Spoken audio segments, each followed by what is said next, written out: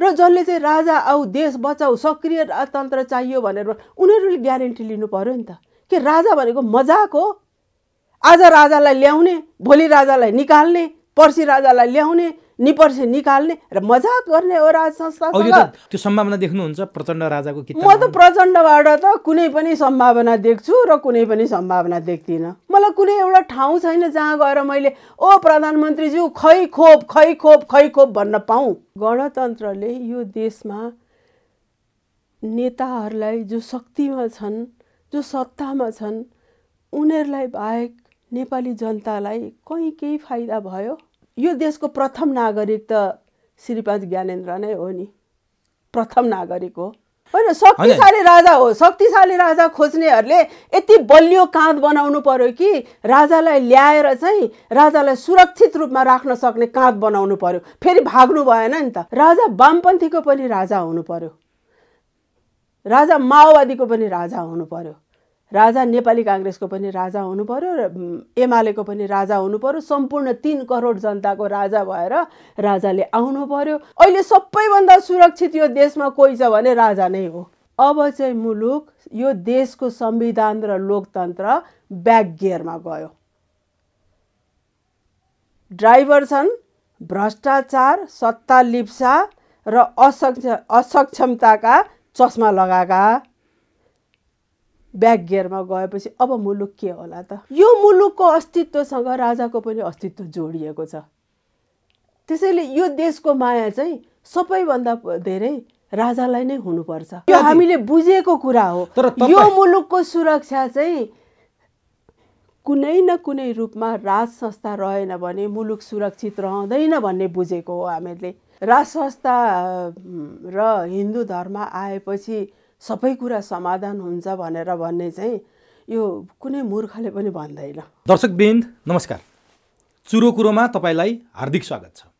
हामी आजको चुरो कुरोमा नेपालका लागि नेपाली पार्टीले गरेको गणतन्त्र, संघीयता र धर्मनिरपेक्षता विरुद्धको आन्दोलन, यानि कि व्यवस्था गणतन्त्र, संघीयता र धर्मनिरपेक्षताको अहिलेको विद्यमान व्यवस्थालाई खारेज गरेर राजासहितको हिन्दू राष्ट्र नेपालका लागि नेपालीको एजेन्डा हो। त्यो एजेन्डा स्थापित गर्नका लागि अन्तिम आन्दोलन भनेर नेपालका लागि नेपालीले केही दिन अगाडि मात्रै घोषणा गरेको छ। नेपालका लागि नेपालीले घोषणा गरेको आन्दोलनले राजा आउनका लागि बाटो खुल्ला, नेपालका लागि नेपाली सडकमा आउँदैमा राज संस्था र हिन्दू राष्ट्र स्थापना होला, अथवा यो आन्दोलनले अरू यी यस्ता विचार र एजेन्डा बोक्नेहरूलाई पनि गोलबद्ध गरेर अगाडि जाँदैछ। यो आन्दोलनको मूर्त जुन ठोस आकार छ त्यो कस्तो हुनेछ त्यो हामी जान्ने प्रयास गर्नेछौँ। र राजा कुन बाटो, कुन विधिबाट कसरी यो मुलुकमा फर्किन्छन् र राज संस्था स्थापित हुन्छ र हिन्दू राष्ट्र आउँछ, यो कतै सडकको नारा मात्रै त होइन, राजा ल्याउने विधि, बाटो र प्रक्रिया के छन् यो पनि हामी जान्ने प्रयास गर्नेछौँ। अथवा राज संस्था र राजा हिन्दू राष्ट्र नफर्किए यो मुलुकको अवस्था के हुन सक्छ।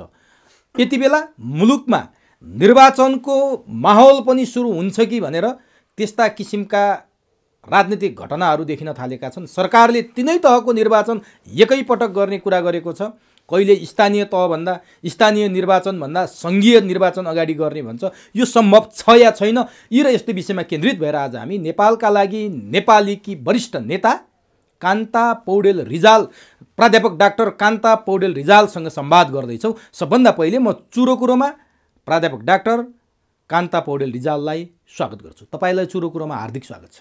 धन्यवाद। तपाईँहरू आफ्नो एउटा एजेन्डा बोकेर नेपालकै माटोबाट, नेपाली भूमिबाटै स्थापित भएको जन्मिएको पार्टी भन्नुहुन्छ र नेपाली भूमिबाटै निस्किएका एजेन्डासहित तपाईँहरू आज सडकमा हुनुहुन्छ। एउटा भीषण आन्दोलनको शङ्खघोष गर्नुभएको छ। केही दिन अगाडि मात्रै सम्पूर्ण सञ्चार माध्यमहरू मार्फत तपाईँहरूले त्यो कुरा घोषणा गर्नुभएको छ। नेपालका लागि नेपालीले गर्ने अबको आन्दोलन अन्तिम आन्दोलन भन्नुभएको छ। किन तपाईँहरू यो आन्दोलन गर्दै हुनुहुन्छ र यो आन्दोलनको एजेन्डा त सर्वत्र भइसकेको छ, तैपनि तपाईँको मुखबाट आधिकारिक धारणा हामी जान्न चाहन्छौँ कि यो आन्दोलन के का लागि, किन र के एजेन्डा सहित? मैले यहाँबाट सुरु गरेँ। धन्यवाद उमेशजी। अब आन्दोलन भनेको कसैले रहरले के गरौँ भनेर गर्ने कुरा होइन। आन्दोलन भनेको एउटा बाध्यता हो। अब हामी नेपालको लागि नेपाली पार्टी भएर एउटा पार्टी बनाएर बसेपछि हामीलाई चाहिँ हाम्रा नागरिकहरूप्रति हाम्रो उत्तरदायित्व चाहिँ अझ धेरै बोध भयो। म एउटा प्राध्यापक मात्रै भएर बस्दाखेरि मेरो अर्कै जिम्मेवारीहरू थियो, तर अब अहिले एउटा पार्टीमै रहिसकेपछि त मैले त अझ नागरिकहरूको लागि मेरो उत्तरदायित्व मैले अझ बोध गर्न थालेँ। र यसै परिप्रेक्ष्यमा नेपालमा राजनीतिक घटनाहरू हेर्दाखेरि अब त के गर्ने त? देश त दिन पर दिन चाहिँ उल्टो बाटो हिँड्न थालिरहेको छ। देश दिन प्रतिदिन दुर्गति भइरहेको छ। यता पैसा सकिएको छ, विदेशी डलरको जुन हाम्रो स्रोत थियो रेमिट्यान्स त्यो घटिरहेको छ। विदेशी सञ्चती हाम्रो अब 6 महिनालाई पुग्नेछ भनेर भन्ने आधिकारिक रूपमा अथवा कतैबाट यस्तो लिक भएर आउने न्युज छ, उनीहरू ढाँटिरहेको छन् भनेपछि यो लिक भएर आएको भने मलाई पनि 3 महिनाभन्दा धेरैको छ कि छैन जस्तो भन्ने लागिरहेछ। हाम्रो आयात बढेको बढै छ, निर्यात घट्दैछ, अनि देश चाहिँ कहाँ जाँदैछ त? जसलाई हामीले चाहिँ यो मुलुक बनाइदिने जिम्मा दिएका मान्छेहरू थिए, जुन नेताहरू थिए, उनीहरू चाहिँ आफ्नै सत्ताको लडाईँ, शक्तिको लडाईँ, भ्रष्टाचारका काण्डहरूमा हराइसके। अब कुनै अनुहार पनि यसो उज्यालिएर आउला जस्तो पनि देखिन छोडिसक्यो। यी सबै अनुहारहरू चाहिँ काला भइसके यी भ्रष्टाचारका छायाले गरेर। भ्रष्टाचारमा यति लिप्त भए कि यिनीहरू, सत्ता स्वार्थमा यति लिप्त भए कि त्यसपछि त मुलुकलाई एउटा निकास कसरी दिने? मुलुकको सबैभन्दा ठुलो कुरा त के हो? एउटा सबैभन्दा ठुलो राष्ट्रियता हो, राष्ट्रको सुरक्षा हो। हामीले त त्यहाँ पनि हामीले त कोही बाटो देखेनौँ। सरकारले 15 दिन अगाडि जति भारतीय प्रधानमन्त्रीको एउटा टेलिभिजनमा, आजकल त अब यो ग्लोबल वर्ल्डमा हामीले देखिहाल्यौँ कि हामी लिपुलेखबाट जुन चाइनाको जुन बाटो बन्नेबाट यहाँ सुरु भएका थिए धेरै कुरा, त्यो हामी चौडा गर्दैछौँ भनेर भन्ने। त्यहाँ कतै केही कुनै नेपालको सरकारले आफ्नो चाहिँ त्यहाँ विरोध नोट लेख्ने, कुनै नोट पठाउने त्यस्तो कुराहरू त कहीँ देखिएन। त्यसको जवाफमा नेपाल सरकारले 2 रुपियाँको सिक्का विथ चुचे नक्सा बनाएर नेपाली जनतालाई बाँड्दियो। अब 2 रुपियाँको भ्यालु र 2 रुपियाँको भ्यालु चाहिँ अहिले आर्थिक रूपमा के छ? कसैलाई तपाईँ बच्चालाई दियो भने पनि फ्याँकिदिने बेला भइसक्यो। त्यो 2 रुपियाँले केही आउँदैन। डिपार्टमेन्टल स्टोरहरूमा चाहिँ 2 रुपियाँको साटोमा एउटा चक्लेट दिन्छ। अब हाम्रो चुचे नक्सा चाहिँ के त्यही अस्तित्वमा रहने हो? त्यति नै भएर बस्ने हो? यी कुराहरूको जुन कुरा राष्ट्रिय सुरक्षाको कुरामा मैले भनिहालेँ, अर्थनीति डावाडोल छ, मुलुक कुन दिन टाट पल्टिने हो।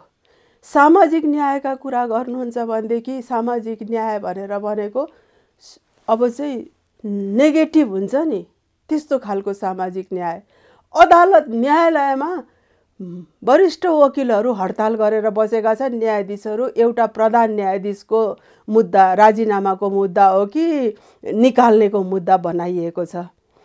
व्यवस्थापिका, यो परमादेशले सरकार त बनायो, तर व्यवस्थापिकामा एक दिन जनताका विषयहरूमा एक दिन एउटा डिस्कसन हुन सकेको छैन। कुदी दौडी उनीहरूलाई पास गर्नुपर्ने अध्यादेशहरू चाहिँ एउटा नौटङ्की मञ्चन गरेर तर तलब त खाइरहेका छन्। फेरि तलब त उनीहरूले छोड्दैनन् नि। उनीहरू त भत्ता पनि लिँदा हुन्, उनीहरू त के लिँदा हुन्, किनभने यो मुलुक त उनीहरूको लागि हो। त्यो हाम्रा नेपाली दाजुभाइ दिदीबहिनीहरू त्यो विदेशमा गएर गरेको दुःख, 18 घन्टा काम गरेर तिनीहरूले पठाएको पैसा, त्यो रेमिटेन्स चाहिँ उनीहरूको लागि चाहिँ मोज गर्नको लागि हो त्यो। तर तपाईहरूले यस्ता विकृति र विसङ्गतिको विरुद्ध आन्दोलन उठाउनु भयो, यसमा सायद समर्थन नगर्ने मान्छे कमै होलान्। त्यहाँनिर तपाईँहरूले जोड्नुहुन्छ एउटा राष्ट्र संस्था र हिन्दू राष्ट्र भनेर नि, के राष्ट्र संस्था र हिन्दू राष्ट्र भइसकेपछि तपाईँले अघि उठाएका समस्याका प्रतिनिधि चाङ हुन्, ती सबै समस्या तपाईँले उठाउने समय त घन्टौँ लाग्छ। नेपालमा समस्या कति छन् भनेर तपाईँले जुन प्रतिनिधि समस्या उठाउनु भयो, यी प्रतिनिधि समस्याका विरुद्ध तपाईँहरूको आन्दोलन छ र तपाईँहरू राष्ट्र संस्था र हिन्दू राष्ट्रमा गएर ठोकिनुहुन्छ। राष्ट्र संस्था र हिन्दू राष्ट्र स्थापित भइसकेपछि यी समस्या छुमन्त्र हुन्छन्, जादुको भरमा यी समस्या समाधान हुन्छन्। यो राष्ट्र संस्था र हिन्दू राष्ट्रको कुरा चाहिँ किन उठाउनु भयो? यो चाहिँ अब राष्ट्र संस्था र हिन्दू धर्म आएपछि सबै कुरा समाधान हुन्छ भनेर भन्ने चाहिँ यो कुनै मूर्खले पनि भन्दैन। तर यो चाहिँ के हो भनेदेखि एउटा हाम्रो एजेन्डाको वान अफ द एजेन्डा हो। हाम्रो एजेन्डाहरू पहिले हाम्रो सबैभन्दा पहिलो एजेन्डा हो भ्रष्टाचारको अन्त्य। भ्रष्टाचारको अन्त्य हुनु पर्यो। त्यो भ्रष्टाचारको छानबिनको लागि नागरिक आयोग बन्नु पर्यो। त्यो नागरिक आयोगले भ्रष्टाचारलाई चाहिँ भ्रष्टाचारीहरूमाथि कडाभन्दा कडा सर्वस्व हरणसम्मको चाहिँ सजायको कानुनी व्यवस्था बनाउनु पर्यो। अनि त्यसपछि जब भ्रष्टाचारको अन्त्य हुन्छ नि, अब अहिले त हेर्नुहोस्, यो अहिलेको सिचुएसनमा त अब कोही नै राजा आएर त के हुन्थ्यो होइन, के अरे वैकुण्ठबाट भगवान विष्णु आउनुभयो भने पनि यो सिस्टममा चाहिँ उहाँले चाहिँ केही गर्न सक्नुहुन्न होला। सिस्टमै फाल्ने कुरा हो तपाईँहरूको? हाम्रो सिस्टमको के दोष भयो र पात्रको प्रवृत्ति खराब भइसकेपछि त प्रणालीको किन दोष होइन? प्रणालीको दोष भनेर भन्दाखेरि अब अहिले हेर्नुहोस् है, अब अहिले त झन् क्लियर भयो। यो निर्वाचनको जुन अहिले डिबेट र कन्ट्रोभर्सी सुरु भएको छ नि, अब चाहिँ यो संविधान चाहिँ काम नलाग्ने रहेछ है भनेर भन्ने भयो। किनभने मेरो चाहिँ यो संविधानप्रति एउटै कुरा, मेरो धेरै रिजर्भेसन छ, तर एउटा कुरामा चाहिँ मैले विश्वास गरेको छु, एउटा कुरामा चाहिँ मेरो समर्थन छ होइन। म त्यो चाहिँ मेरो कन्भिक्सनमै पर्छ। एउटा के भनेदेखि डेमोक्रेसी है, जसलाई लोकतन्त्रको इन्डियामा लोकतन्त्र भन्छन् भनेर यहाँ पनि लोकतन्त्र भनिएको हो, त्यसलाई प्रजातन्त्र भनौँ न, त्यो प्रजातन्त्र होइन। त्यसपछि चाहिँ निर्वाचन, यसमा तपाईँको समर्थन छ? यो दुईटा आधारभूत कुरा हुन्। हो, निर्वाचन प्रणालीमा थुप्रो सुधार गर्नुपर्ने छ। अहिले त निर्वाचन प्रणाली त कस्तो छ भनेदेखि यो त एउटा भिसियस साइकल बनाइएको छ।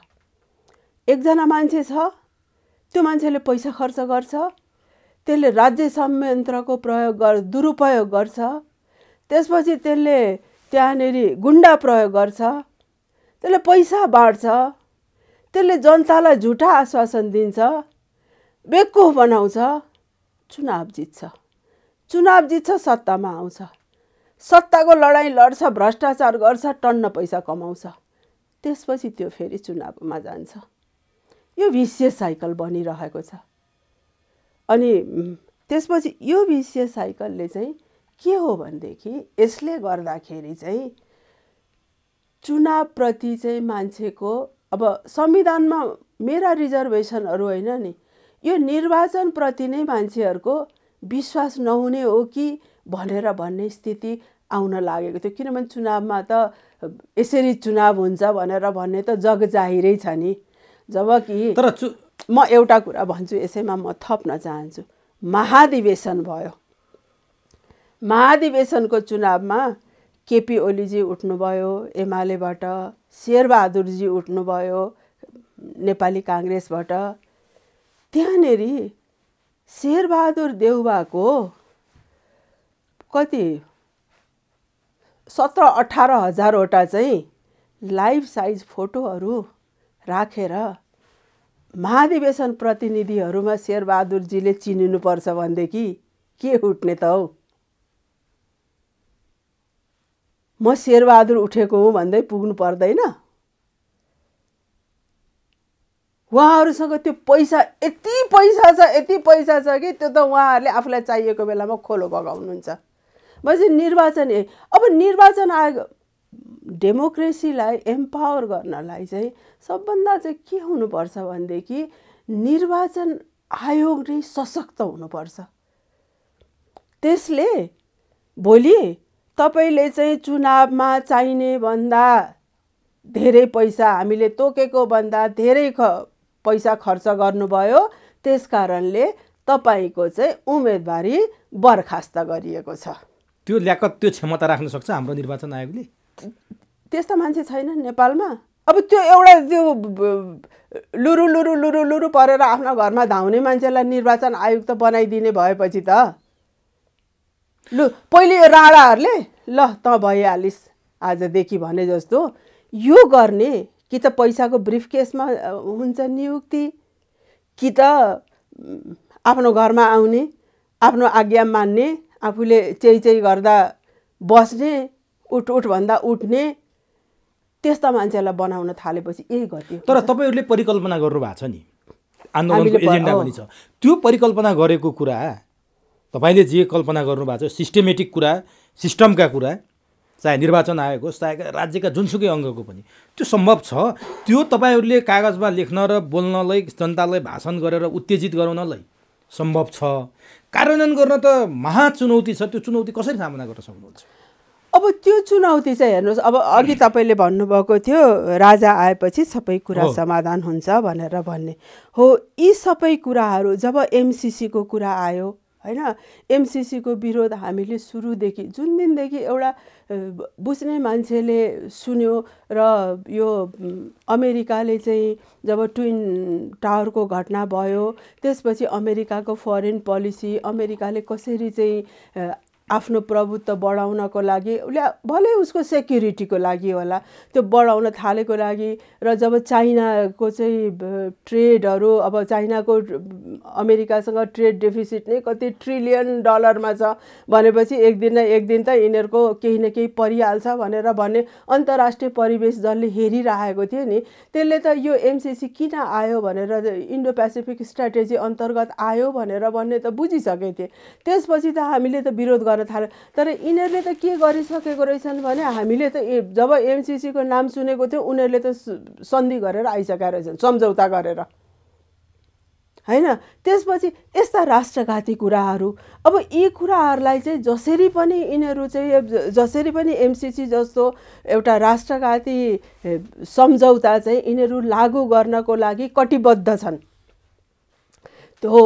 यस्तो यस्तो कुराहरू एकातिर भ्रष्टाचारले चाहिँ जकडिरहेको छ, अर्कोतिर यिनीहरूको इन्कम्पिटेन्सी, केही पनि काम नगर्ने, कोरोनाको महामारी छ, 3 चोटि तेस्रो चोटि यो आइरहेछ, हरेक चोटि डाक्टरहरूले यसको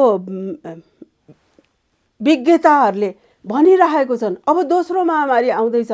अब पहिलोमा हामीलाई थाहा थिएन के हो भनेर, यो तेस्रो आउँदैछ, तेस्रो सङ्घारमा आइसक्यो भन्दाखेरि त्यसरी ती महाधिवेशनका फुर्ती गर्नु पर्थ्यो, महाधिवेशन त्यसरी गर्नु पर्थ्यो। अहिले त स्वयं उहाँहरू नै पीडित हुनुहुन्छ नि, ठुला नेताहरूले कोभिडले भेटाएको छ, केपी ओलीले भेटाएको छ, केपी ओलीको श्रीमती प्रचण्डको श्रीमती भेटायो। उहाँहरू त ददिती भन्ने एउटा ऋषि थिए जसको हड्डी चाहिँ वज्रको हुन्छ भनेर त्यसबाट चाहिँ वज्र बनाइएको थियो, उहाँहरू वज्रले बन्नुभएको। उहाँहरूले त अब उहाँहरू त धेरै माथिल्लोको त नि, उहाँहरूलाई के गर्न सक्छ र कोरोना। ठिक छ, त्यो प्रसङ्गवश मैले सोधेँ। मैले तपाईँसँग जान्न खोजेको कुरो नि ती समस्याका चाङका कुरा हामीले गऱ्यौँ, एमसीसीको कुरा गऱ्यौँ, वैदेशिक हस्तक्षेप वात्तै बढेको कुरा गऱ्यौँ।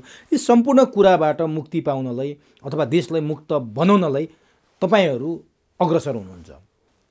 यो संविधानमा सबै कुरा छ त, नेपालको सार्वभौम सत्ता, नेपालको अखण्डता र केही यस्ता कुरा बाहेक सम्पूर्ण कुरा हामीले संविधानमा संशोधन गर्न सक्छौँ। तपाईहरूलाई सजिलो छ, चुनाव लड्नुहोस्, सरकारले चुनाव गर्ने कुरा गर्दैछ, चुनाव जित्नुहोस्, जनताको मन जित्नुहोस्, 2/3 ल्याउनुहोस्, संविधान संशोधन गर्नुहोस्, आफूले भनेका कुराहरू संविधानमा लेख्नुहोस्, यत्रो सुविधा छ। अनि तपाईँहरू योभन्दा पर गएर व्यवस्था नै पर्लक्कै पल्टाउने आन्दोलन चाहिँ गर्ने र राज संस्था ल्याउनु चाहिँ किन खोज्नु भएको? यहाँ छ कि एउटा होइन, त्यही राज संस्थाकै बारेमा चाहिँ हामीलाई चाहिँ राजा ल्याएर चाहिँ सबै कुराको सल्युसन निस्किन्छ भनेर तिमीहरू भन्छौ भनेर एकाथरीले भन्छन्। एकाथरीले चाहिँ हामीले जस्तो राज संस्थाको परिकल्पना गरेको छौँ त्यसरी चाहिँ त्यहाँ राजालाई ल्याएर के बिना अधिकारको राजा ल्याएर चाहिँ कहाँबाट हुन्छ भनेर तपाईहरुमाथि उठ्ने प्रश्न यी दुईटा छन्। यी दुईटा प्रश्न छन्। यी दुईटा प्रश्नको लागि चाहिँ म के जवाफ दिन चाहन्छु भने जब यस्ता एमसीसीहरू जस्ता राष्ट्रघाती सम्झौताहरू आउँछन् त्यो बेलामा चाहिँ राजाको एउटा रोल हुन्छ। किनभने यो मुलुकको यो एकीकरण गरेको यो देशको प्रथम नागरिक त श्रीपाद ज्ञानेन्द्र नै हो नि, प्रथम नागरिक हो। यो मुलुकको विश्वेश्वर प्रसाद कोइरालाले एकचोटि प्रथम नागरिक भन्नाले फर्स्ट सिटिजन को हो त? राजा ज्ञानेन्द्रै हो। राजा ज्ञानेन्द्र नै हो नि। के हिसाबले भनेदेखि जो चाहिँ राजा हो अहिले पनि होइन, जो राजा हो अब उसको सिटिजनसिप त जस्तो भनौँ न, राजाको सिटिजनसिप त कुनै पनि मुलुकको फर्स्ट सिटिजन को हुन्छ? जो राजा हुन्छ। तर अहिले त राजा छैन नि। अब अहिले राजा नभएको त हामी त मान्दछौँ नि त फर्स्ट सिटिजन भनेर भन्ने। एकचोटि त फर्स्ट सिटिजनसिप दिइसकेपछि त राजगद्दी पो छिनेको, त फर्स्ट सिटिजनसिप त उ गरेको छैन नि। अब यस्तै हुन्छ यो कुराहरू चाहिँ गर्दाखेरि, यति कुराहरू चाहिँ त्यो डाइभर्ट भएर जान्छ कि कोही एउटा स्वास्नी मान्छेले चाहिँ प्रधानमन्त्रीको श्रीमतीको नाताले म फर्स्ट लेडी हुँ भनेर भन्ने र त्यो चाहिँ एउटा इन बुक इन रिटर्न चाहिँ फर्स्ट लेडी भनेर लेख्दाखेरि चाहिँ कसैले क्वेसन नगर्ने। डाक्टर आर्जुले सङ्केत गर्नुभयो होइन, इसिलाले सङ्केत गर्नुभयो। अनि श्रीमानले चाहिँ टिभीमा आएर मेरो श्रीमतीले किताब लेखेकी छिन्, फर्स्ट लेडीले लेखेको किताब पढ्नुहोस् र यही पत्याउनुहोस् भनेर भन्ने यो लेभलको मान्छेहरू भएको ठाउँमा है राजा चाहिँ अब अलिकति माथिल्लै लेभलकोबाट कुरा गर्दाखेरि सुहाउँछ क्या। यस्तो लेभलको मान्छेहरू चाहिँ त्यो डिस्कस गर्नको लायक होइनन्। तर यो मुलुक एकीकरण गरेको त पृथ्वीनारायण शाहले हो नि। त्यो लिनिएजको नाताले पनि यो मुलुकमा विश्वेश्वर प्रसाद कोइरालाले एकचोटि राजा वीरेन्द्रसँग के भन्नुभएको थियो अरे भनेदेखि उहाँले यो मुलुकको अस्तित्व चाहिँ खतरामा छ। यदि प्रजातन्त्र भएन भने चाहिँ मुलुक चाहिँ विखण्डनमा जान सक्छ। सरकार चाइनाले आधा लग्ला, भारतले आधा लग्ला, म भारतको सिटिजन हौला, अरू कताको होला, तपाईँ कहाँको सिटिजन हुनुहुन्छ? हेर्नुहोस् त यो कति गहिरो कुरा छ। हाम्रो नेपालको अस्तित्व रहेन भनेदेखि हामी सबै कहीँ न कहीँको यहाँ त अब सिटिजनसिप अर्को देशको लिने भनेर भन्ने त होइन, अहिले त रहरकै कुरा छ। अमेरिकाको बेलायतको सिटिजनसिप लिनलाई त धेरै मान्छे यहाँ ग्रिन कार्ड लिएर खुट्टा उचालेर बसिरहेका छन्। राजा कहाँको सिटिजन हुने? अस्तित्वको कुरा हो के यो चाहिँ। यो मुलुकको अस्तित्वसँग राजाको पनि अस्तित्व जोडिएको छ।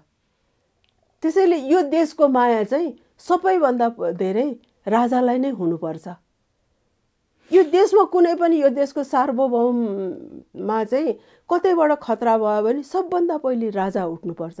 त्यही भएर राजाको चाहिँ विदेश नीतिमा, अरू कुरामा चाहिँदैन, विदेश नीतिमा चाहिँ एउटा राजाको चाहिँ केही न केही से हुनुपर्छ, एउटा अधिकार सुनिश्चित हुनुपर्छ। तर तपाईहरूले सुन्नुहोस् न, म भन्दैछु राजाको रोल कस्तो हुनुपर्छ भनेर।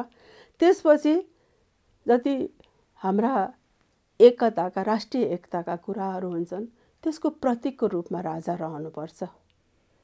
तर राजालाई चाहिँ तपाईँहरू ल्याउन सक्नुहुन्छ भने मेरो काँध यति बलियो छैन, मेरो पार्टीको काँध यति बलियो छैन कि राजालाई चाहिँ ल्याएर चाहिँ सुरक्षित बनाएर राख्न सक्ने, त्यति बलियो नारायण हिटीमा राखौँ अथवा कुनै जुनै ठाउँमा पनि राजगद्दीमा राजा हो। त्यही त राजालाई चाहिँ राजगद्दीमा राख्ने चाहिँ हाम्रो कहाँ त्यति बलियो छैन।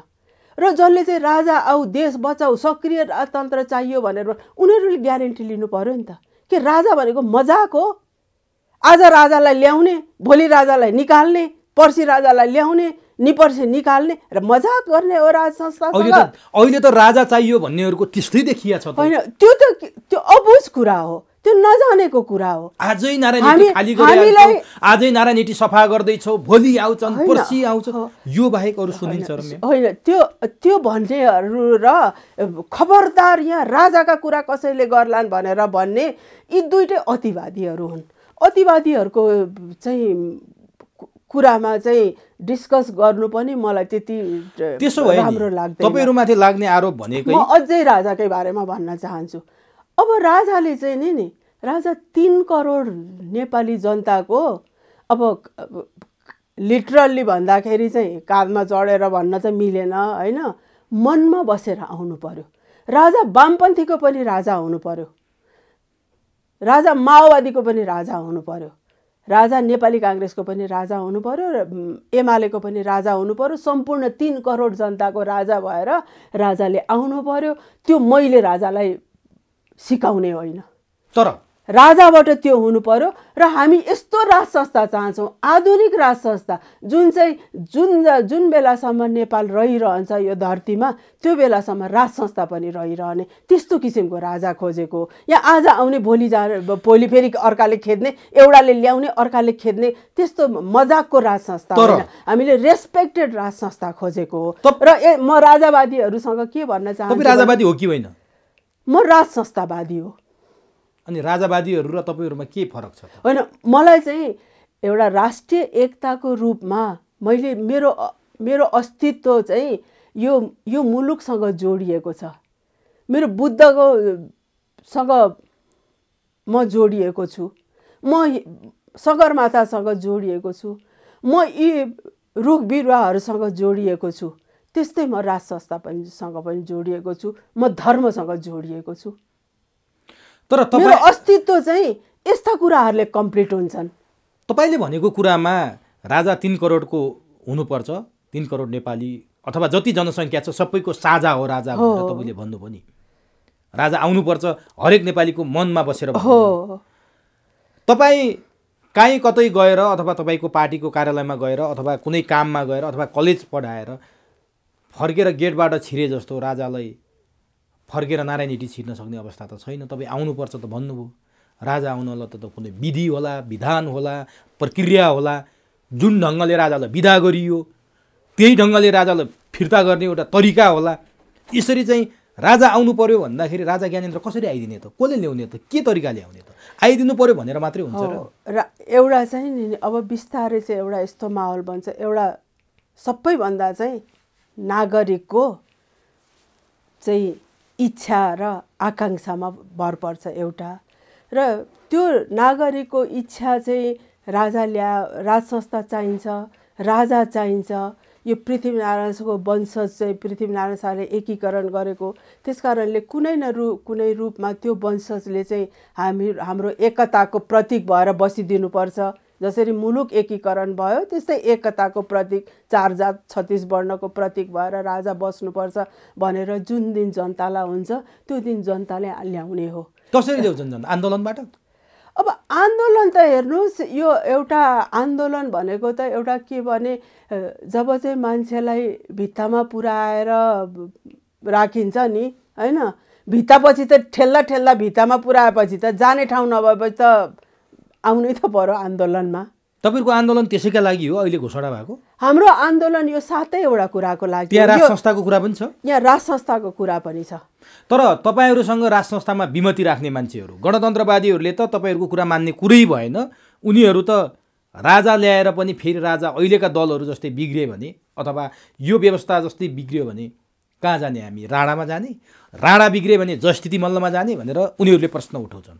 तपाईले राजावादी भनेकाहरूले यिनीहरूले अधिकार बिनाको राजा खोजेर के रमिता गर्न खोजेका हुन्? यिनीहरूको नाटक नौटङ्की मात्रै हो भनेर तपाईहरुमाथि आरोप लाउँछन्। न तपाईहरुमाथि गणतन्त्रवादीको विश्वास छ, न तपाईहरुमाथि राजावादीहरूको विश्वास छ। तपाईहरु कुन विश्वासको धरातलमा टेकेर राजालाई चाहिँ ल्याउनुपर्छ भनिरहनु भएको छ? खै कसको विश्वास छ? यसमा चाहिँ हामीलाई हाम्रो कन्भिक्सनको विश्वास छ। को हो त्यो? के हो कन्भिक्सन? त्यो कन्भिक्सन चाहिँ के हो भनेदेखि यो मुलुकमा कुनै न कुनै रूपमा राज संस्था रहनुपर्छ जुन आधुनिक तरिकाले हिँड्नुपर्छ। म तपाईँलाई पढेर म सुनाउँछु है। हामीले कस्तो राजाको कल्पना गरेको छौँ, राज संस्थाको कस्तो कल्पना गरेको छौँ हेर्नुहोस् है। यसमा नागरिक तन्त्र सहितको राज संस्था स्थापना गर्ने। नागरिक तन्त्र भनेको म तपाईँलाई अलिकति भन्छु। हाम्रा चाहिँ हामी कहिले प्रजा हुन्छौँ, कहिले जनता हुन्छौँ, कहिले रैती हुन्छौँ होइन। तर हामी नागरिक हौँ कि हामी नागरिक भनेको चाहिँ हामीहरू सिभिल राइट्स छ। हरेक मान्छेको चाहिँ सिभिल राइट्स छ। मैले चाहिँ सरकारलाई ट्याक्स तिर्छु र सरकारले चाहिँ मेरो यहाँनिर बाटो बनाइदिएको छ भनेर त्यो बाटोमा चाहिँ म लडेँ भने मैले सरकारलाई मुद्दा हाल्न पाउनुपर्छ। मेरो स्वास्थ्यको ग्यारेन्टी दिनु पर्यो सरकारले, मेरो शिक्षाको ग्यारेन्टी दिनु पर्यो। जति दिने आधारभूत भनेको छ त्यो त चाहियो नि त, त्यो दिन सक्नु पर्यो। हामी नागरिक तन्त्र भनेको त्यस्तो हो। त्यही नागरिक तन्त्र सहितको राज संस्थाको स्थापना। जनता चाहिँ सार्वभौम सत्ता सम्पन्न जनता हो, राज्य स्रोतको शक्ति जनता हो, त्यही नागरिक हो। त्यही नागरिकको चाहिँ मनमा बसेर आउनुपर्ने चाहिँ राजा हो। जनताको अधिकारलाई बुझेको, सिभिल राइट्सलाई बुझेको र आफ्नो कर्तव्य बुझेको, संसदीय मर्यादा र संसदीय सर्वोच्चतालाई मान्ने भनेर भनेको संसद जस्तो पहिले के हुन्थ्यो भनेदेखि 47 सालको संविधान अनुसार राजा ल्याए भइहाल्यो नि भनेर भन्छन्।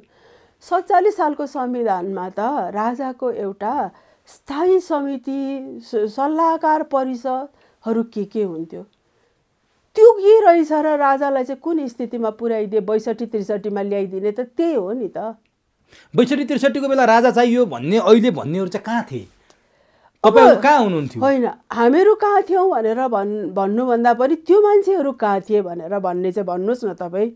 हामी त जनता नै थियौँ। जो नारायण हिटीमा पत्रकार सम्मेलन गरेर मैले जनताको नासो जनतालाई बुझाएँ भनेर राजा निस्किँदा राज संस्था नखोज्ने, राजतन्त्र नखोज्ने, राजा ज्ञानेन्द्र नखोज्नेहरू आज चाहिँ गोहीले आँसु चुहाएको गोही कहाँ आँसु भन्छन् नि, ती गोही कहाँ आँसु चुहाउँदै राजा चाहियो भनिरहेछन्। तिनीहरू कहाँ थिए त्यति बेला? कुन दुलोमा लुकेको थिए? होइन, त्यो कुन दुलोमा लुकेको थियो उनीहरूलाई नै सोध्नु पर्यो र उनीहरू नै अहिले सबैभन्दा बढी भोकल भएर सक्रिय राज संस्था चाहियो, सक्रिय राज संस्था चाहियो भन्छ। म मेरो राजासँग पर्सनल चिनजान पनि छैन, मैले भेटेको पनि छैन, मैले देखेको छैन त नभनौँ। एकचोटि विद्याभूषण लिन जाँदाखेरि त देखेको सम्म हो नजिकबाट होइन। तर राजाले चाहिँ अब आइडेन्टिफाई गर्नु पर्यो नि कुन कुन मान्छेहरूको सल्लाह मैले कुन बेलामा के लिएँ। राजाबाट पनि केही न केही मिस्टेक भएको कुरा राजाले पनि रियलाइज गर्नु पर्यो। तर सबैभन्दा ठुलो कुरा चाहिँ के भनेदेखि मिस्टेक रियलाइज गर्नु र त्यसबाट करेक्ट हुनु भनेको सबैभन्दा ठुलो मान्छेमा हुने गुण हो। तपाईँ अहिलेको नेताहरू जस्तो चाहिँ राजाले पनि होइन मैले के मिस्टेक गरेको छु र डिनायल मोडमा बस्नु हुँदैन। राजा आधुनिक हुनु पर्यो, राजा एउटा उच्च मानव क्वालिटी देखाउनु पर्यो। त्यसपछि राजाले चाहिँ आफूले हिजो कहाँबाट त्रुटि भयो, के त्रुटि भयो, किनभने राजा भनेको त एउटा जहिले पनि एउटा कन्फाइन्ड एरियाभित्र बस्ने संस्था हो। राजा भनेको सडकमा आएर मैले तपाईँले जस्तो चिया पसलेसँग एकछिन उसमा बसेर त्यहाँ बाटोमा हिँड्ने एउटा मजदुरसँग कुरा गर्ने होइन, किनभने त्यो कल्चर डेभलपै भएन। म त भन्छु त्यो कल्चर पनि डेभलप गर्नु पर्यो। राजा बाहिर निस्केर यसो गफसफ गर्नु पर्यो, मेरा कुरा यी हुन् भनेर भन्नु पर्यो। आधुनिक राजा भनेको त्यही त। हामी अरू देशमा त हामी यो नर्वेजियन कन्ट्रीहरूमा त होइन, स्क्यान्डिनेभियन कन्ट्रीहरूमा त हामी सुन्छौँ त नि साइकल हिँडिरहेको राजा, कोही के गरिरहेको राजा, तरकारी किन्न गएको राजा। राजाले किन आफूलाई कन्फाइन गर्ने? अहिले सबैभन्दा सुरक्षित यो देशमा कोही छ भने राजा नै हो। तर नि तपाईँ राजा खोज्नेहरूकै बिचमा एक मत देखिएन के? राजा खोज्ने समूह धेरै भए, पसल धेरैले खोले राजा चाहियो भनेर। राजा खोज्नेहरूकै विचार एकमत छैन भनेपछि त्यो राजालाई ल्याउन त अलिक कठिन हुने पो देख्छु त म त। यस्तो के राजा खोजेको के का लागि भनेर भन्ने पनि अब चाहिँ अलिकति यो हुनु पर्यो के, सेग्रिगेसन हुनु पर्यो। राजा आयो भनेदेखि चाहिँ मलाई चाहिँ यो कुरामा फाइदा हुन्छ, मलाई यो कुरामा फाइदा हुन्छ भनेर भन्ने हो कि देशलाई फाइदा हुन्छ भनेर भन्ने? राजा मेरो लागि चाहिएको होइन। तर आरोप के छ भने राजाको नजिक हुँदा चट्टाबट्टा भएर बसेकाहरू, हिजो तर मारेकाहरू, राजासँग राजावादी भएर चास्नी खाएकाहरू आज केही पनि खान पाएका छैनन्, भोका भए। ती भोकाहरूले राजालाई ल्याएपछि फेरि सत्ता पाइन्छ कि, फेरि मन्त्री पाइन्छ कि, फेरि आसेपासे भइन्छ कि, ढोके हुक्के चिलिमे हुन पाइन्छ कि भनेर त्यस्तो स्वार्थको लागि राजा खोजिरहेछन् भनेर केही मान्छेहरू तपाईँहरूमाथि त्यो आरोप लाउँछन्। तपाईँहरू त्यही ज्ञानमा हो तपाईँहरू? होइन, हामीले चाहिँ होइन, राजालाई चाहिँ हामी यो मुलुक जहिलेसम्म रहन्छ त्यो बेलासम्म राज संस्था रहन्छ, त्यस्तो किसिमले राजाले चाहिँ आफूलाई पनि प्रस्तुत गर्नुपर्छ र त्यस्तो खालको राजा चाहिँ हामीलाई चाहिएको छ भनेर भन्यो भने हामी मात्रै किन हुके चिलिमे? हामी त नेपाल रहन्जेलसम्म थुप्रै हुके चिलिमे खोजेका होला नि त। उसो भएदेखि यो हुके चिलिमेको कुरा होइन, यो एउटा कन्भिक्सनको कुरा हो, यो हामीले बुझेको कुरा हो। यो मुलुकको सुरक्षा चाहिँ कुनै न कुनै रूपमा राज संस्था रहेन भने मुलुक सुरक्षित रहँदैन भन्ने बुझेको हो हामीले। हो, त्यही अधिकारविहीन राजाले चाहिँ सुरक्षा कसरी दिन्छन् त? उनीहरूको प्रश्न। तपाईँले जसलाई राजावादी भन्नुभयो, तपाईँहरू त राजावादी पनि होइन, गणतन्त्रवादी पनि होइन, राज संस्थावादी। नेपालमा त 3 थरीवादी रहेछन्, आज पो थाहा पाएँ मैले त। एउटा गणतन्त्रवादी, एउटा राजावादी, एउटा राज संस्थावादी। तपाईँहरू चाहिँ राज संस्थावादी पर्नुभयो। राज संस्थावादीले खोजेको चाहिँ अधिकारविहीन राजा, एकताको प्रतीक। तर त्यो अधिकारविहीन राजाले सुरक्षा चाहिँ कसरी दिन्छ? आफै अधिकार छैन उसलाई। यसो नि त, राजाले गएर सामान्य प्रशासन मन्त्रालय, पर्यटन मन्त्रालयमा गएर नियुक्ति र अब हामी त यस्तो भइसक्यौँ कि त्यहाँ 2-4 जना मान्छे नियुक्ति गर्ने, 2-4 पैसा खाने, 2-4 वटा भयो भने मात्रै हामी शक्ति भएको भनेर भन्छौँ। त्यो राज संस्था नै यति गरिमामय ठाउँ हो कि त्यसमा त त्यसै नै त्यसमा त राजाका यति काम निस्किन्छन्, यति काम निस्किन्छन्। कामै नगर्ने राजा भनेको हो र? सुरक्षा कसरी भयो त? सुरक्षा भनेको जब हामीलाई चाहिँ एउटा तपाईँको अम्ब्रेला हुन्छ, तपाईँ बाहिर पानीमा जानुभएको छ र तपाईँसँग एउटा अम्ब्रेला छ भने तपाईँको सुरक्षा भयो कि अम्ब्रेला नहुँदाखेरि? भने राजा अम्ब्रेला हो, यो देशको राजा अम्ब्रेला हो, त्यो रूपमा राख्न चाहनुहुन्छ? छाताको रूपमा। अनि राजा पनि असफल भइसकेपछि एकताको रूपमा के हो फेरि? जसरी गणतन्त्रलाई यस्तै भनिएको थियो नि त, हिजो बाबुराम र प्रचण्ड भनेको यो देशको मुहार फेर्ने, यो देशका भविष्यवेत्ता, यो देशका हरेक मान्छेको भविष्य प्रचण्ड र बाबुरामसँग जोडिएको छ भनेर मान्छेहरू अटोग्राफ लिन, प्रचण्डको अटोग्राफ लिन लाइन लागेको, त्यो शाही नेपाली सैनिक मञ्च प्रचण्डको भाषण सुन्न भरिएको, त्यहाँ मान्छे पुगेको हामीले देख्ने आँखा यिनै हुन्। आज प्रचण्ड र बाबुरामलाई सडकमा चोकमा भेट्ने भने मान्छेले गालामा थप्पड लाउने स्थिति आएको छ। राजा ज्ञानेन्द्र त्यति बेला त्यस्तै भिलेन बनाइया थिए। आज तपाईँहरू राजा खोज्दै हुनुहुन्छ, प्रचण्ड र बाबुरामकै हालतमा राजा पुग्यो भने फेरि हामीले को खोज्ने? अब जस्तो हामीले परिकल्पना गरेको राज संस्था हो, त्यो राज संस्था चाहिँ यी शक्तिका खेलमा, त्यसपछि राजनीतिक रूपमा राजनीतिक अधिकार खोज्ने राजा नै होइन।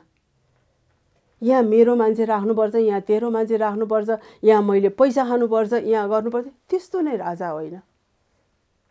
हामीले त एउटा यस्तो राजा खोजेको हो जसले चाहिँ एउटा राष्ट्रिय एकताको, सर्वोच्चताको प्रतीक हुन्छ नि, एउटा अम्ब्रेला हुन्छ नि।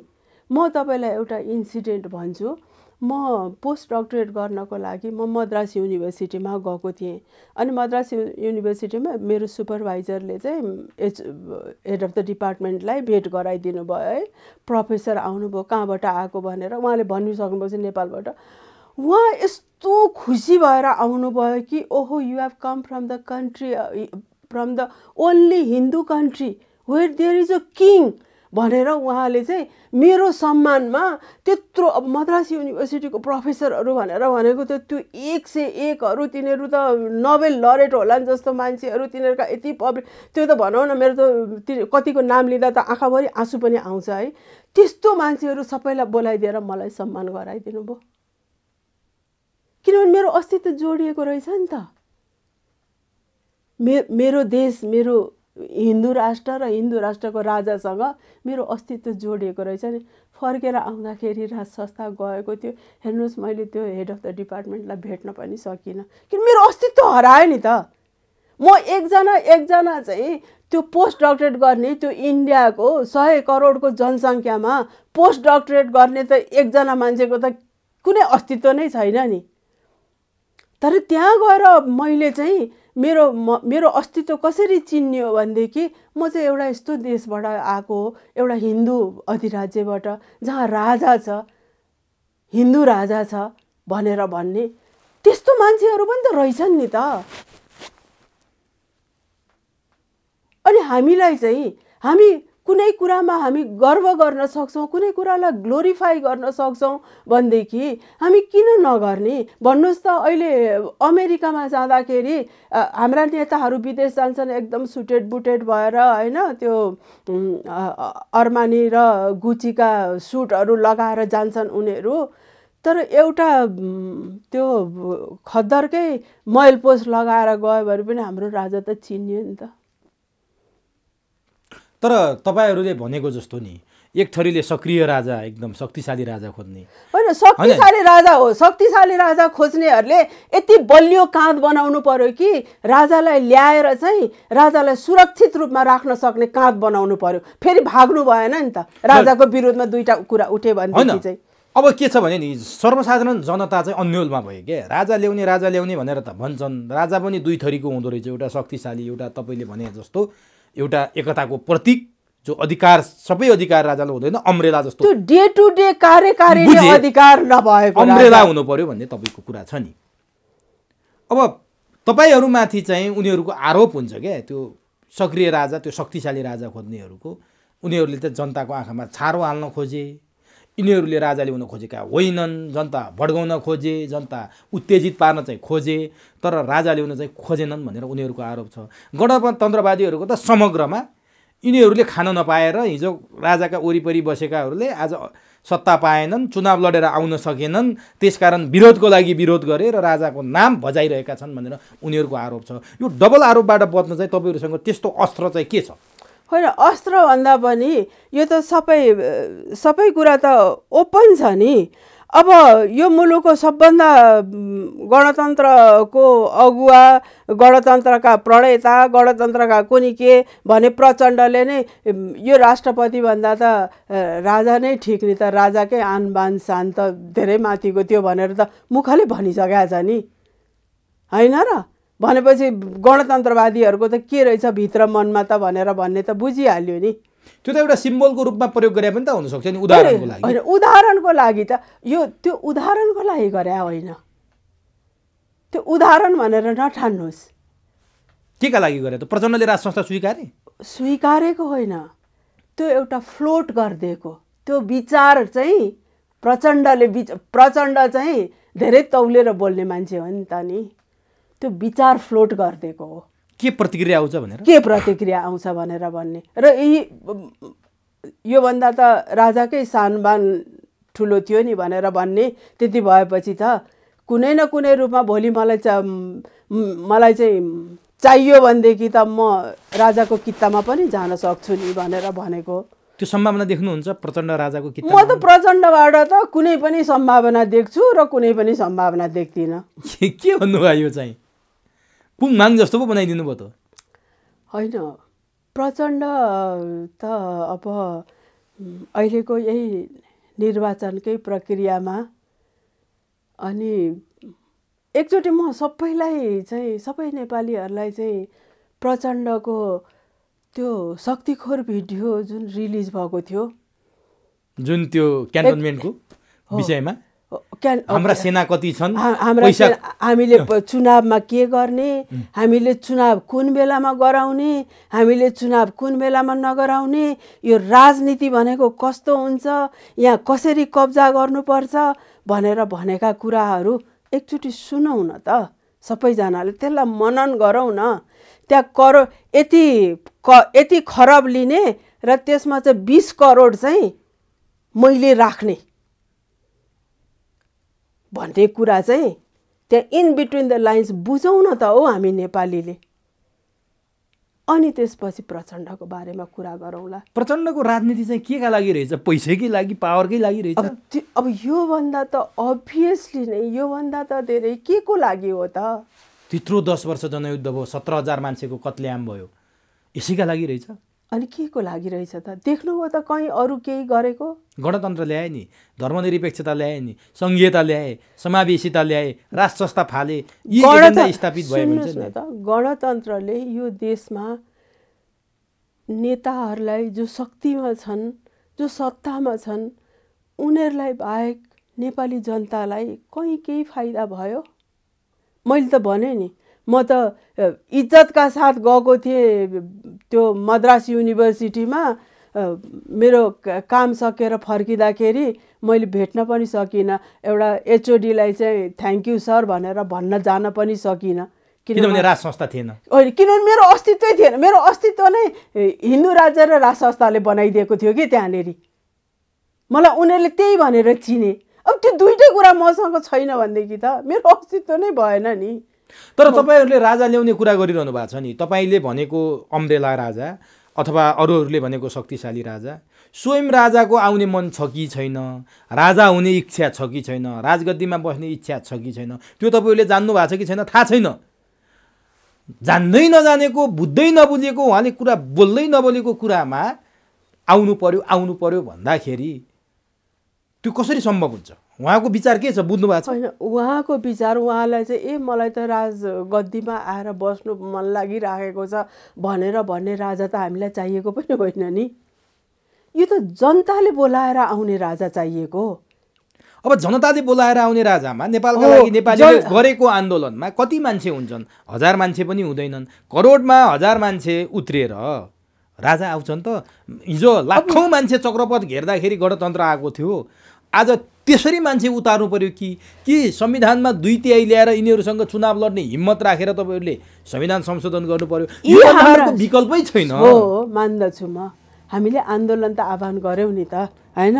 म त 36 सालको आन्दोलनमा पनि पार्टिसिपेट गरेको मान्छे हो। 46 सालमा पनि पार्टिसिपेट गरेको हुँ। 62-63 को आन्दोलनमा पनि म थिएँ है। र मलाई पनि थाहा छ नि त आन्दोलन कसरी सुरु हुन्छ, आन्दोलनमा कसरी मान्छे आएका थिए भनेर भन्ने। यी एजेन्डाले तान्ने मान्छे चाहिएको हो। हामी यी एजेन्डामा तानेको त देखिएन। तपाईँले आन्दोलन घोषणा गरेकै 2-3 दिन भइसक्यो। होइन, हामीलाई धेरै मान्छेहरूले सम्पर्क गरिरहेको छ। फेरि आन्दोलन यस्तो बेला घोषणा गरिदिनु भयो, कोभिडको महामारी तेस्रो चरणको लहर चलेको छ। यस्तो बेला सडकमा आऊ भनेर जनतालाई तपाईँले के कोभिड फैलाउन खोज्या हो भनेर आरोप लागिरहेछ तपाईँहरूमाथि। यस्तो बेला आन्दोलन त्यो चाहिँ कुनै पनि हालतमा होइन है। र अब यो कोभिडको बारेमा चाहिँ म त अब मेरो त विषय पनि बोटनी भएको हुनाले मलाई भाइरसको नेचर थाहा छ। म बारम्बार भनिरहेको थिएँ। अब अहिले त अब कन्स्पिरेसी थ्योरीहरू पनि कति कुराहरू छ होइन। यो चाहिँ म्यान इन्जिनियर्ड, जेनेटिकली इन्जिनियर्ड भाइरस हो भनेर भन्ने पनि एक थरीले भनिरहेछन्। अब मलाई पनि थाहा छैन के हो भनेर, तर म बारम्बार भनिरहेको थिएँ यदि चाहिँ यो नेचुरल रूपमा आएको हो भनेदेखि यो नेचुरल रूपमा नै जान्छ यो भाइरस, किनभनेदेखि नेचरले आफैले आएर कन्ट्रोल गर्छ भनेर मैले भनिरहेको थिएँ। अब हेर्नुहोस् त अहिले त फौसीदेखि लिएर सबैजनाले चाहिँ अब यो चाहिँ पेन्डेमिक रहँदैन, ओमिक्रोन चाहिँ लास्ट भेरिएन्ट हो, अब बिस्तारै सकिन्छ। WHO ले नै भनिसक्यो। त्यही त, त्यही अमेरिकाको त्यो WHO को प्रमुखले भने, WHO को होइन, अमेरिकाको त्यो CDC चिफले भनेर भनेको है। अनि त्यसले गर्दाखेरि चाहिँ लेट अस बी होपफुल। यो यत्रो ठुलो चाहिँ यज्ञ गर्न लागेको बेलामा यो एउटा चाहिँ कोरोना भाइरस पनि सकिने चाहिँ एउटा नेचरले हामीलाई आशीर्वाद दिने हो कि हैन, साइत परेको भनेर भन्छन् कि त्यो भयो भनेदेखि त अबको 3 हप्तामा त कोरोना भाइरस त सकिन्छ नि, यो वेभ त सकिन्छ नि हैन। नभएदेखि त अब सरकारले त खोप खोप खोप प्रधानमन्त्री आउने बित्तिकै खोप खोप खोप भनेको थियो। मलाई कुनै एउटा ठाउँ छैन जहाँ गएर मैले ओ प्रधानमन्त्रीज्यू खै खोप खै खोप खै खोप भन्न पाऊँ।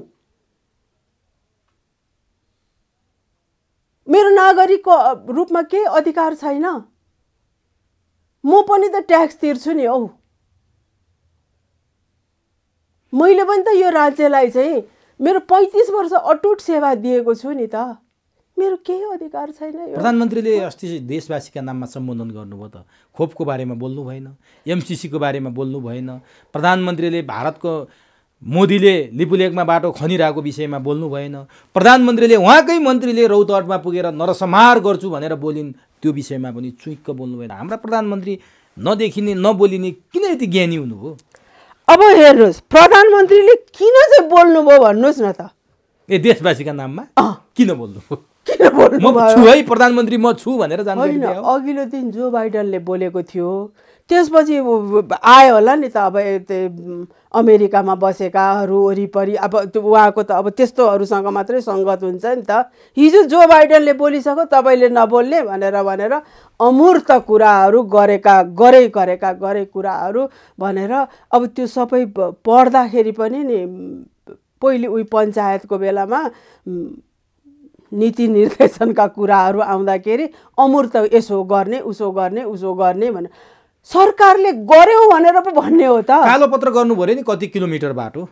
हे भगवान्, 6 महिनामा चाहिँ यति किलोमिटर कालोपत्र भएको, उकिएको चाहिँ कति किलोमिटर छ त देखाइदेऊ न। मेरो घरतिर आउने 3टा बाटोमा 3टै बाटो बन्द छ अहिले। भनेपछि शेरबहादुर देउवाले सम्झिन लायक कुनै काम गरेको पाउनुभयो, देख्नुभयो?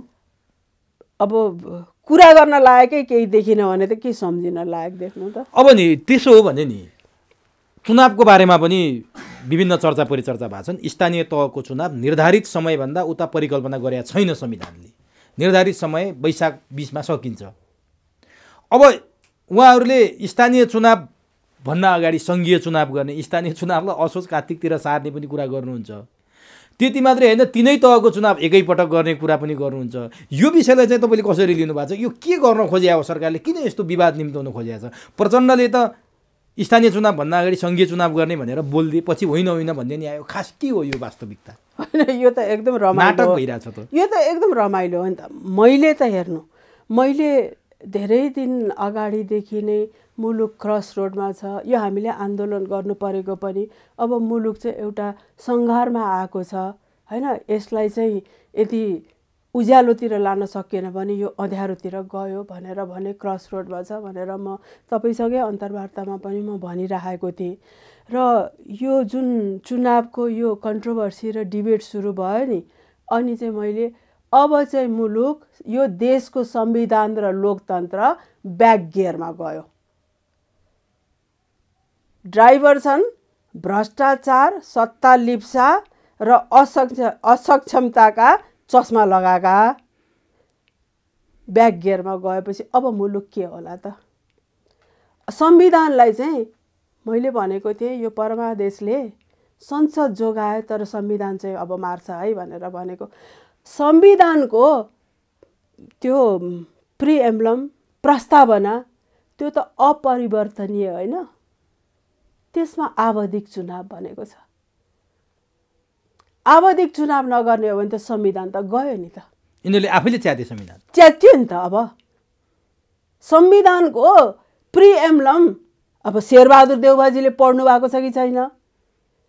उहाँका परम मित्र प्रचण्डजीले पढ्नु भएको छ कि छैन? बनाउने त उहाँहरू 4-5 जना बसेर हो। आवधिक निर्वाचन, आवधिक निर्वाचन भनेर प्रस्तावनामा लेखिएको छ। त्यसलाई चाहिँ नमान्ने हो भने संविधान नमानेको त उहाँहरूमाथि कारबाही गर्नुपर्छ। आफै बनाउने आफै नमान्ने हो। उहाँहरूलाई त मतलबै छैन नि, उहाँहरूलाई मतलबै छैन। त्यसपछि अब आउनुहोस् लोकतन्त्र। इन्डियाले लोकतन्त्र भन्यो, त्यसपछि लोकतन्त्र भने यहाँ हुन त त्यो डेमोक्रेसी हो नि त, प्रजातन्त्र। र प्रजातन्त्रको इसेन्स चाहिँ के हो भनेदेखि मल्टी पार्टी सिस्टम, बहुदलीय सिस्टम भयो नि त हैन। त्यो बहुदलीय सिस्टम भनेको त्यो चाहिँ एउटा स्वच्छ निर्वाचन प्रणाली भयो भने अब यहाँ त यो 80 को दशकमा बिहारमा भएको जस्तो निर्वाचन प्रणालीले काम गर्छ, गएर ठ्याप ठ्याप ठप्पा लगाउने जस्तो हैन, राज्य संयन्त्रलाई युज गरेको छ। चुनाव आउने भनेपछि सिडिओ, इन्सपेक्टर, एसपी, एसएसपी, डिआइजी सबै चेन्ज हुनुपर्छ, किनभने त्यो आफ्ना आफ्ना मान्छे पुर्याउनु पर्यो चुनाव जित्नको। त्यो त राज्य संस्थाको त्यो संयन्त्रको त्योभन्दा ठुलो दुरुपयोग के हुन्छ भनेपछि आफै संविधान च्यात्ने अवस्थामा गए हो। त्यसपछि अब हेर्नुहोस्, अब यहाँनिर जब मल्टी पार्टी सिस्टम चाहिँ डेमोक्रेसीको चाहिँ एउटा पिल्लर चाहिँ मल्टी पार्टी सिस्टम हो भने, मल्टी पार्टी सिस्टम भने के हो, धेरै किसिमका दलहरू हुन्छन्। ती दलले चाहिँ गएर आफ्ना आफ्ना विचार जनताको अगाडि लान्छन्। ती जनतासँग चाहिँ जनतालाई जसलाई मन पराउँछन् उनीहरूलाई जिताउँछन्। त्यसपछि ती निर्वाचित भएर आउँछन्। त्यसपछि तिनीहरूले सत्ता हातमा लिन्छन्। अब यहाँ गठबन्धनमा जाने भनेपछि चाहिँ जनतालाई चोइस चाहिँ खै त, भनेपछि खाए खा नखाए गीच त्यही गर्न आँटेको हो त यो। अब निर्दलतिर जाँदैछ कि छैन? अब निर्दलतिर जान लागेको अन्तिम प्रश्न म तपाईँलाई सोध्छु। राष्ट्रिय प्रजातन्त्र पार्टीको विधानमा राज संस्था, हिन्दू राष्ट्र र गाई चुनाव चिन्ह झन्डामा गाई राखेको विषयमा निर्वाचन आयोगले यो संविधानको प्रस्तावनाको प्रतिकूल भएकाले यो सच्याउँ भनेर उनीहरूलाई निर्देशन गर्यो। जहाँ राष्ट्रिय प्रजातन्त्र पार्टीका अधिवक्ताहरूले हामीसँगको कुराकानीमा त्यहाँ बहुलवादको कुरा गरेको अथवा फरक विचार राख्नेले दल खोल्न पाउने निर्णय गरेको संविधानमै छ भन्दा निर्वाचन आयोगले देखेन भनेर प्रश्न उठाउनु भयो। यो राज संस्था, हिन्दू राष्ट्र र गाई चिन्हको बारेमा निर्वाचन आयोगले राप्रपालाई सोधेको प्रश्नमा चाहिँ तपाईँहरूको विचार चाहिँ के छ? अब यसमा चाहिँ नि मेरो यसमा चाहिँ दुई किसिमको म चाहिँ यसमा कुरा गर्छु हैन। एउटा त के भने निर्वाचन आयोग चाहिँ जसले चाहिँ प्रजातन्त्रलाई एम्पावर गर्नुपर्ने हो, जसको हातमा चाहिँ प्रजातन्त्रलाई चाहिँ बनाउने कि बिगार्ने भन्ने हातमा छ, त्यसका आँखा कति छिटो खुलेछन् त। राप्रपा अहिले दर्ता भएको पार्टी हो। यतिका वर्षसम्म 2टा चुनाव लडिसकेको छ राप्रपाले। निर्वाचन आयोग के हेरेर बसेको थियो त? जो मान्छेले चाहिँ गर्नु नहुने कुरा गर्न दिएको थियो त्यो मान्छेलाई पक्रेर ल्याओ, कानुन अनुसारको सजाय गर, अनि त्यसपछि बोल बनाउने। एउटा त्यो। अब अर्को चाहिँ के भने मोर इन्ट्रेस्टिङली यो पञ्चायतको बेलामा चाहिँ अलिकति नै अब हामीहरू पनि अब नेभी सङ्घको जुलुस लिएर अलिकति हिँड्यो भनेदेखि सिडिओदेखि लिएर सबै पछि लागिहाल्ने, पक्डिहाल्ने, धरपकड गरिहाल्ने हैन। एउटा कुनै सामाजिक इस्युमा हिँड्यो भने पनि त्यो पक्राउ खाने पुलिसले पक्रेर लगिहाल्ने, त्यस्तो थियो। अब अहिले चाहिँ अब गणतन्त्रवादीहरू चाहिँ राजावादीले चाहिँ अब हाछ्यौ गरे भने पनि यो गलत गरे, यता सास फेरे भने पनि गलत गरे भनेर भन्ने त्यही मनस्थिति चाहिँ अब यो 30 वर्ष भनेको एकदम खतरनाक रहेछ। 30 वर्षमा पञ्चायत पनि सकिएको थियो। 30 वर्षमा त यी गणतन्त्रवादीहरू प्रजातन्त्रवादीहरूको मेन्टालिटी पनि त्यही नै भएछ, शून्य सहनशीलताको उसमा गएपछि। तर यो शून्य सहनशीलताले चाहिँ देश अगाडि बढ्दैन। यो को एक्जिस्टेन्सको जमाना हो। संसार एउटा को एक्जिस्टेन्समा बन्छ।